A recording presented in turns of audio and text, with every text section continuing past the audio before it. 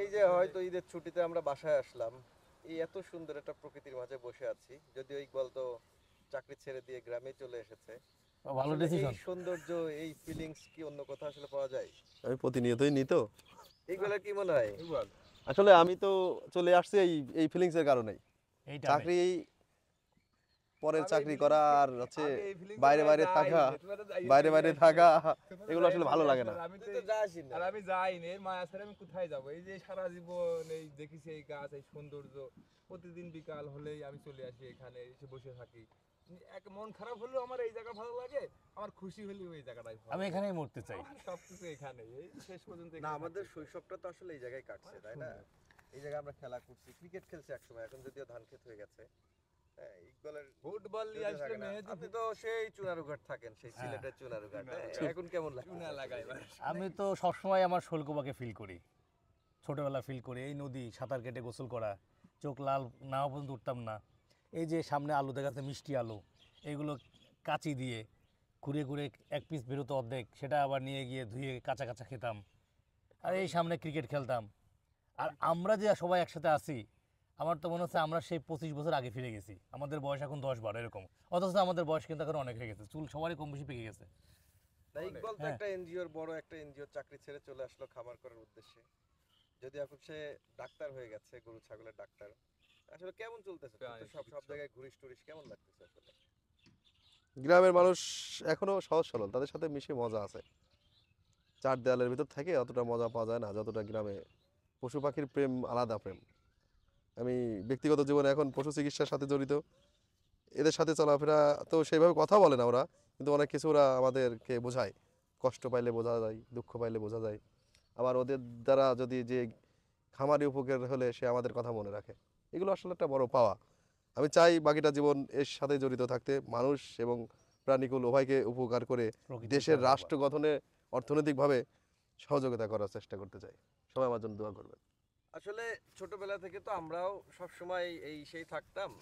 তো বিষয়টা হচ্ছে যে আমাদেরও একটা আবেগের জায়গা, এই যে এইখানটাতে আসলে এই যে যে নদী, ছোট একটা নদী, যদিও এখন খুব কম দেখা যাচ্ছে। এই নদীতে একসময় ঝাপাঝাপি করছি, স্কুল থেকে সেই দেখা যাচ্ছে মায়ের বকুনি, তারপরেও কিন্তু আমরা নদী থেকে উঠতামই না। 2 ঘন্টা 3 ঘন্টা 4 ঘন্টা একটানা গোসল করছি। পুরো এই যে এখানে যে এলাকাটা দেখা যাচ্ছে, যদিও এখন আসলে শুকিয়ে গেছে, কিন্তু এই পুরো এই নদীর চরটা একসময় আমরা শক্ত ছিল। আসলে তখন এত ধান চাষ হইতো না। তখন কিন্তু আমরা এখানে, তখন এখানে আসলে আমরা ক্রিকেট খেলতাম, ফুটবল খেলতাম। আমার মনে আছে জ্যোৎস্না রাতে আমরা এখানে কিন্তু ফুটবল খেলছি এই এই নদীর চরে। তো যদিও ব্যস্ততম শহর এলাকা থেকে আসছি, কিন্তু আমার কাছে মনে হয় যে এই যে যে ফিলিংসটা এখন, এই যে সবাই মিলে এই গরমের মধ্যে এখানে পাটি পেরে বসে আছি, এই ফিলিংস আসলে কোনো কিছু দ্বারা সম্ভব না। চাইলেই আসলে মানুষের উচিত শহরে থাকলেও সময় করে গ্রামে চলে আসা, এবং গ্রামের যে ছোটবেলার যে বন্ধু, তাদের সাথে সেই বন্ধুদের সাথে একসাথে বসে কিছুক্ষণ সময় আড্ডা দেওয়া, এবং এরাই প্রকৃত বন্ধু। অনেক সুন্দর বলছেন। ধন্যবাদ। আমাদের এই নদী তো সবাই কথা বললাম, কিন্তু নদীর নাম বলা হয়নি। যদি দর্শকদের উপলক্ষে এই নদীর নামটা জানাই দিতেন জাফর সাহেব। এই নদী তো আসলে একটা নদী, কিন্তু আসলে না, এটা নদী না, নদ। হ্যাঁ হ্যাঁ। এটা কুমার নদ। এটা এই অঞ্চলের এক অন্যতম একটা ইতিহাস এবং ঐতিহ্যের একটা নিদর্শন, কুমার নদ। এটা বর্ষার সময় পানি, আমরা যেখানে বসে আছি এই পর্যন্ত পানি এই চলে নদীর আসে। যৌবন কাল আসলে কখন আমরা যৌবন বুঝতে পারি, পুরো বর্ষা মৌসুমে বোঝা যায় যে এই নদীটা কতটা হ্যাঁ, সৌন্দর্য প্রকাশ করে। বর্ষার সময় আমরা যেখানে বসেছি এই পর্যন্ত পানি আসে। আমরা ছোটবেলায় কে সাঁতরে নদীর ওপারে যেতে পারবে, এরকম একটা প্রতিযোগিতা আমাদের মধ্যে হতো। হ্যাঁ হ্যাঁ, আমিও সামিল হয়েছি হ্যাঁ, কয়েকবার। এবং এরকম এখন সময়, এখন আমরা চিকচিক, এই কবির ভাষায় আর কি, চিকচিক করে বালি, হ্যাঁ। কোথাও নেই কাদা, সেই এরকম আর কি। আমরা এমনও আছে যে আমরা পানির নিচে গিয়ে, পানির নিচে আমরা ডলফিন মাছের মতো সাঁতরিয়ে বেড়াইছি। এবং আমরা যে কে আমাদের কতক্ষণ- গ্রামের খেলা সেই ছুট ছুট খেলা ছিল হ্যাঁ, না, ছুট খেলা। ওই যে শুট খেলছি আমরা, টেপ টেনিস বল দিয়ে আমরা পানির মধ্যে খেলছি। হ্যাঁ হ্যাঁ, হ্যাঁ, এটাকে আমরা বলতাম বোম বাস্টিং খেলা। Broom busting. হ্যাঁ হ্যাঁ। এছাড়াও আমরা নদীর নিচে কে কতক্ষণ ডুব দিয়ে থাকতে পারে, এর একটা প্রতিযোগিতা হতো। ইকবাল, এইটা কিন্তু একটা প্রতিযোগিতা, আমার একটা কিন্তু রেকর্ড আছে। হ্যাঁ, হ্যাঁ। 1 মিনিট 53 সেকেন্ড সেকেন্ড পর্যন্ত আমি কিন্তু নদীর নিচে ছিলাম, আর আমি দাঁড়াইছিলাম তোমারই পা তুমি ধরে, তুমি দাঁড়াইছিলে। তোমার পা ধরে। এবং আমার সাথে রেকর্ডের সেকেন্ড ছিল হচ্ছে বিল্লাল। হ্যাঁ, আচ্ছা, আমরা এবার বিপ্লবের কাছে যাব। এই নদী যে পানি শুকায়ে গেলে যে মৌসুমী ফসল চাষ করা, এই ফসল সম্পর্কে তার কাছ থেকে একটু জানা ওরে আসবো। বাবা, ফসল তো আমারই। এই যে সামনে যে আলু, সামনে যে আলু, তারপরে যে ধান ক্ষেত, এই সব আমার ফসল, আমার নিজের হাতে লাগানো।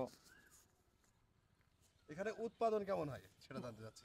নদীর চরের মাটি তো পলি মাটি, এখানে বিভিন্ন ধরনের মাটি স্রোতে এসে জমে, পলি মাটি জমে, সেখানে ধান শুধু লাগাই তুলেই হয়, বেশি একটা সার দেওয়া লাগে না। খুবই সুন্দর। মানে হ্যাঁ। রাসায়নিক রাসায়নিক সার খুব বেশি কম হয়। কম দেয়, একদম একদম এটা অর্গানিক ফুড বলাই চলে। এই যে এখান থেকে যে ধান, এই যে আলু, এখানে যে যা হয় সবই অর্গানিক এখানে, যেহেতু আমি নিজেও চাষের সাথে সম্পৃক্ত। মানে একজনের যদি এখানে 1 বিঘা সম্পদ থাকে, সে 1 বিঘা চাষ করে অনাসে একটা বছর চালায় যায়। হ্যাঁ হ্যাঁ, তার জীবন সে চালায় যেতে। 1 বিঘা জমি এখানে যে যার আছে তাদের এখানে বছরে সাধারণত একবারই চাষ হয়। একবারই চাষ হয়, উপরে আবার 2বার হয়, কারণ একটা চাষ গমের পরে আবার পাট লাগানো যায়, পাট বোনা যায়, আর নিচেই শুধু ধানই হয়। আচ্ছা, এগুলো হচ্ছে অন্য আলোচনা। তবে খুব ভালো লাগতেছে আসলে এখানে বসে থেকে, দীর্ঘদিন পরে এই যে নদীর চরে এসে বসছি, বাতাস একটা মানে ছোটবেলার ফিলিংস গুলো অনেক কথাই মনে পড়ে যাচ্ছে। তো যে কয়দিন আছি প্রতিদিন সময় করে হলো আমরা এখানে বসে এবং পরবর্তী স্মৃতি রোমন্থন করবো আমরা অবশ্যই নৌকা যোগে। হ্যাঁ হ্যাঁ, Next আমরা নৌকায় উঠবো।